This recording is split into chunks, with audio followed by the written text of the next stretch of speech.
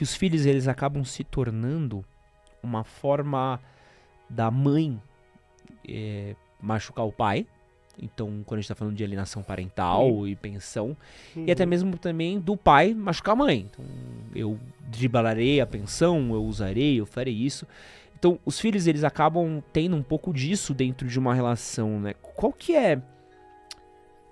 Como é que faz pra... Porque, assim, tem essas duas pessoas que não se dão bem, tem essa pessoa no meio do caminho e ela acaba sendo vítima dessa relação mal resolvida, né? Mas aí essa pessoa nem sabe ser pai e a outra não sabe ser mãe, nesse caso. Até porque... Alguém sabe ser pai? Alguém sabe ser mãe? Sabe, tem bons pais e boas mães, tem. Agora, é preciso entender o seguinte, as pessoas precisam entender o seguinte, quando eu estou brigando com alguém que eu me separei, eu não estou brigando com o pai do meu filho, nem estou brigando com a mãe do meu filho. Eu estou brigando com a minha ex-esposa ou com o meu ex-marido, que são coisas distintas.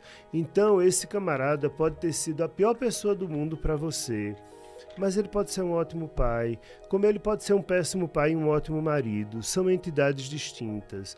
Então, para de querer ferir o outro usando o seu filho, porque a função de pai e mãe é proteger filho.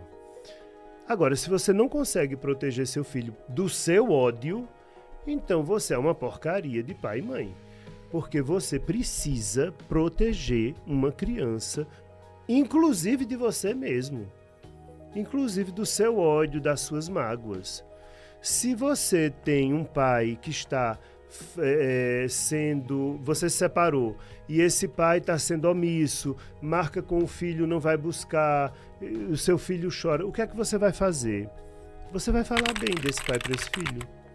Você não vai destruir a imagem de pai, porque esse filho precisa que essa imagem seja preservada. Quando ele crescer, ele que tire as conclusões dele, que resolva o que quiser resolver sobre o que ele pensa do pai ou da mãe dele. Mas isso será uma resolução do filho. Não cabe a mim. Se eu amo realmente meu filho, eu vou protegê-lo. Então, se eu tivesse um filho e minha ex-esposa não prestasse, eu ia dizer a ele, meu filho, escute, tenha paciência, sua mãe é ocupada, ela trabalha, ela não veio por isso, não pense mal dela, era isso que eu diria. Embora eu pudesse achar que ela não prestasse mesmo. Ele que descubra isso e eu que o proteja. A Cláudia Bravin postou uma pergunta aqui que eu acho que exatamente é o próximo tópico que eu queria falar com você. Ela perguntou o seguinte: vivo suspensa, passei a infância e a adolescência com medo das reações violentas da minha mãe. E eu acho que é uma coisa que muitas pessoas passam, que é ter que lidar com criações disfuncionais, criações difíceis, criações lares brigados, lares separados, lares que estão em constante conflito. Como é que eu faço pra fazer as pazes com a minha família depois de ter vivido uma infância em guerra? Como é que eu faço pra conseguir me conectar com isso, assim, de volta? Odeie. A primeira coisa é poder odiar. Então, se você foi uma pessoa que teve uma mãe que era uma mãe muito cruel, uma mãe depressiva, é muito difícil lidar com uma mãe depressiva, isso deixa marcas muito profundas, mãe ou pai, mas falando de mãe agora. Então, e é muito difícil a gente entrar em contato com o nosso ódio, porque a gente também ama, e odiar pai e mãe é difícil, traz muita culpa, mas é preciso entender que eu posso odiar. Eu posso odiar isso que fizeram comigo, eu posso odiar esse comportamento que meu pai ou minha mãe tinha, apesar de amá-los. Porque também as pessoas precisam entender que os sentimentos não se excluem, muitas vezes eles se sobrepõem. Porque as pessoas costumam achar que se entra o amor, sai o ódio, se entra o ódio, sai o amor. Não, eu posso amar e odiar a mesma pessoa ao mesmo tempo, no mesmo minuto, inclusive. Caramba. É claro, você já deve ter sentido isso. Oh, Em diferentes relações. eu sou amo palmeirense, muito eu passei os anos coisa. 2000 torcendo pro Palmeiras, eu sei muito bem o que é amar e odiar, a mesma coisa. Eu posso odiar e amar ao mesmo tempo, o mesmo objeto. Então, você que fez a pergunta, quer fazer as pazes com isso, entre em contato com o seu ódio. Porque talvez ela não esteja podendo odiar as injustiças que ela passou. Eu gravei um vídeo sobre a Larissa Manoela, e uma coisa que eu trouxe pro vídeo, e foi uma coisa que eu passei, principalmente na criação que eu tive, era uma coisa de tipo assim, minha criação foi muito católica. E uma coisa que é louvar pai e mãe acima de todas as coisas.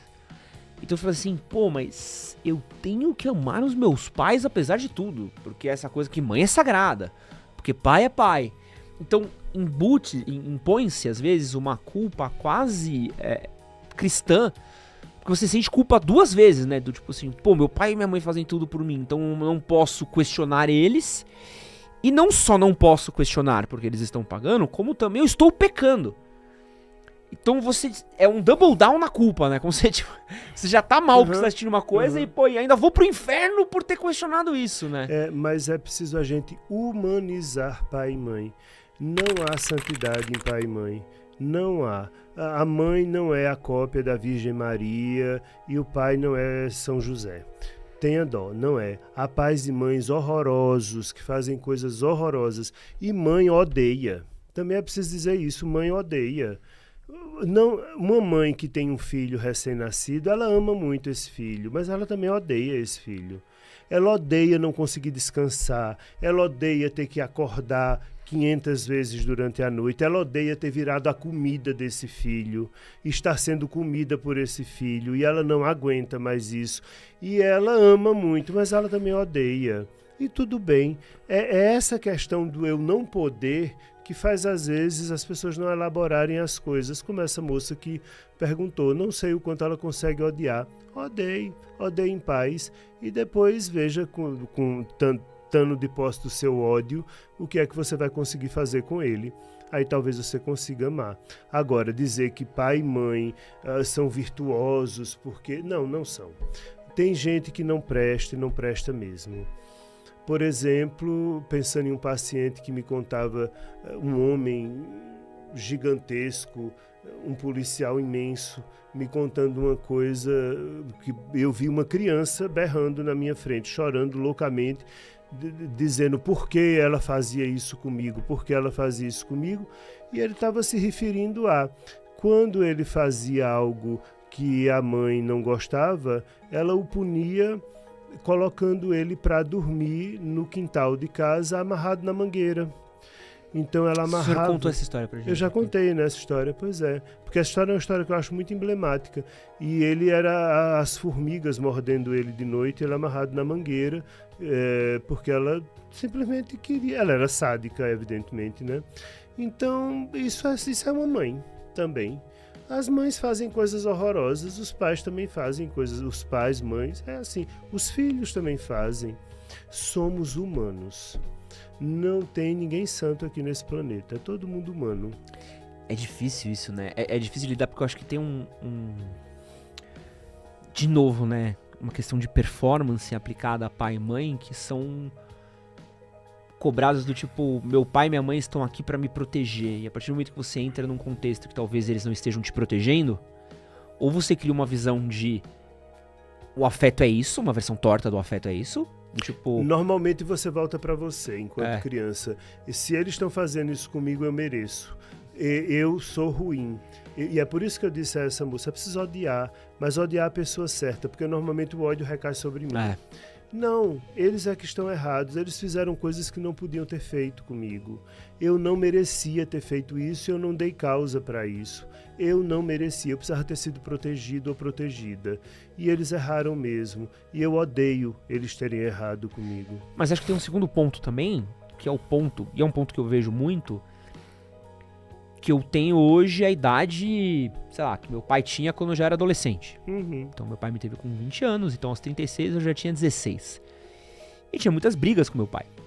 Só que eu olho hoje e falo assim, hoje se eu tivesse um filho de 16, eu provavelmente teria as mesmas brigas, talvez piores que meu pai tinha comigo, porque o meu olhar de adolescente pro meu pai era meu pai é meu pai. Meu pai é essa figura formada, pronta, forte, a coluna da família.